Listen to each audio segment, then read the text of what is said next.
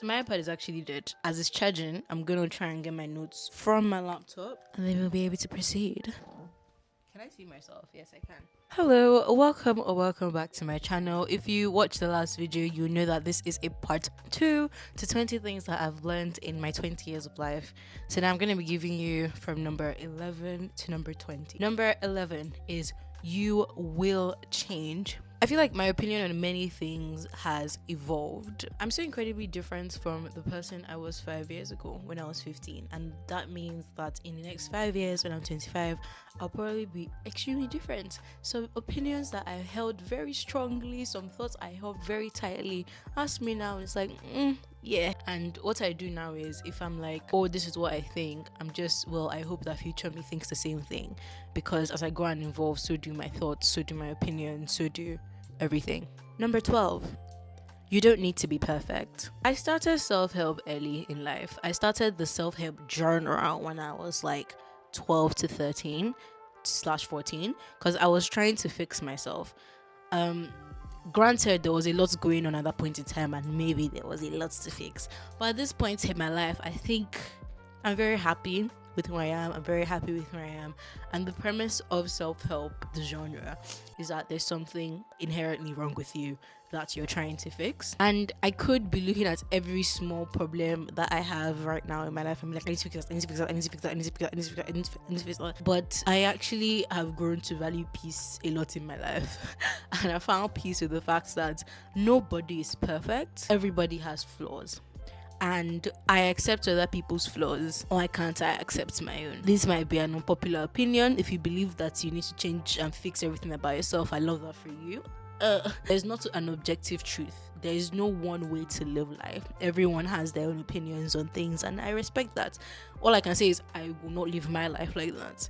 Part of human nature it is just a natural fact that all of us are deficient in some shape or form in our personalities. Like there's something we are bad at. Yeah. You know, whether it's some of us are very bad at managing emotions, some are bad at planning, some are bad at empathizing, some, you know, like, we all have a thing that we kind of suck at. And that's just a fact of life. Like there's nobody on earth who's good at everything. And yet in our social relationships or our relationship with the world, there's kind of this tacit assumption of like, I can't show my flaws or weaknesses. Like I have to pretend like I've got it all together and I'm supposed to be this great person who's always like there for everybody and that everybody's gonna like. And that is just a purely unrealistic goal or expectation. The fact of the matter is, because you are a unique individual who has strengths and weaknesses, natural flaws and natural gifts, you're going to naturally turn some people off and you're naturally going to turn some people on. And so the goal, like a successful, quote unquote, successful social life, isn't having everybody like you, because that means you're just trying to, you're basically getting very good at performing and faking for a wide variety of people. A successful social life is being comfortable with that natural assortment of people in the world. Number 13, you can't be friends with everyone. Can you be friendly with everyone? Yes. Can you be acquaintances with a lot of people? Probably yes. Can you be friends with everyone? No. My definition of friendship has also really grown, because being friends with someone is actually like an intentional effort. Do you get what I mean? And having intentional friendship with I say more than 5 people only, it's hard. It's hard. Number 14, always follow your gut. Number 15, people are just people. They were once kids, middle-aged, teenagers, old. At the end of the day, adults are just grown-up kids. And this might seem very obvious to a lot of people, but it's not. It wasn't to me. And I realized that every single person that I encounter was once a child. You know, let's say I want to speak to the CEO of Goldman Sachs now. His life experience can be intimidating. The fact that this man is, in such a high ranking, high money sector, and he's doing big things or whatever. I think his name is Jamie Dillion. I might be wrong. He's doing so much that can intimidate me, because I'm just starting out my life. I just even started my job last month. But how I would deal with that is I would remember that not only is this just a person, but this is someone that was also just a child like me. Do you get? He also was 20 at a point, and he was also 25, he was also 30, he was also a baby.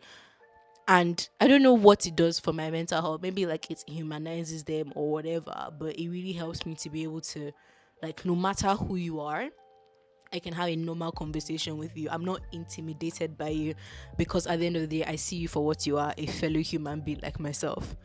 I hope that made some sense. Glory be to God, my iPad is now on 20%, like my age. In my 16 years, the older you get, the faster time flies. When you're 5 years old, 1 year seems like a very long time. Why? Because at that point, 1 year is 1/5 of your entire lifetime. So of course, it seems like such a huge stretch of time. But by the time you turn 20, 1/20 seems like a much shorter time.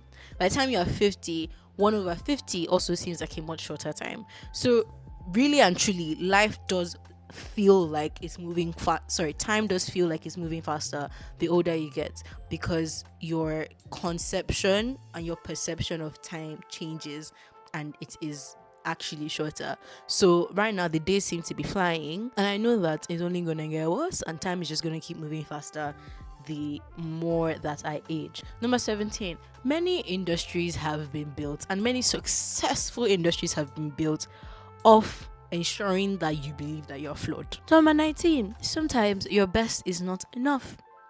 If you want to hear a bit more about that point, I've made a video previously about failure and how I felt like a failure last year, and I'll link it in the tag up there for you to watch. And number 20 is no one actually cares. Everybody is thinking about themselves. Everyone's thinking about how they look. Everyone is thinking about, their lives. Do what you want to do. Do what you need to do. I don't know if you want to start a YouTube channel, or you want to do something. You want to dress a certain type of way, but you're like, oh, it's a bit too out there. It's a bit this, a bit even like the arrogance to believe that I'm actually spending my time thinking about you. Come on. The people that care don't matter, and the people that matter don't care. Do you get what I mean? Because I'm a kind person, and I'm into kindness, I'm going to add an extra 2 points for you. Number 1 is you are exactly who you think you are. You are exactly what you think you are as well. A lot of life, I swear, is about mindset. That's what they say. Confidence carries. Have you ever been in a situation where like someone will just say something, but they say it with so much confidence, you're like, yeah, of course. Act like you already are. Whatever you want to be, present like you already are, and you will be. And people will treat you like you are.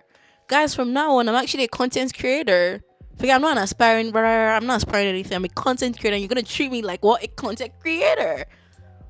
Thanks. And number 22 is age is actually not a teller for wisdom. I've met a lot of very old fools and some very, very wise children. I feel like people that are old, that are wise when they're old, there's a very high chance that they also had sense when they were children.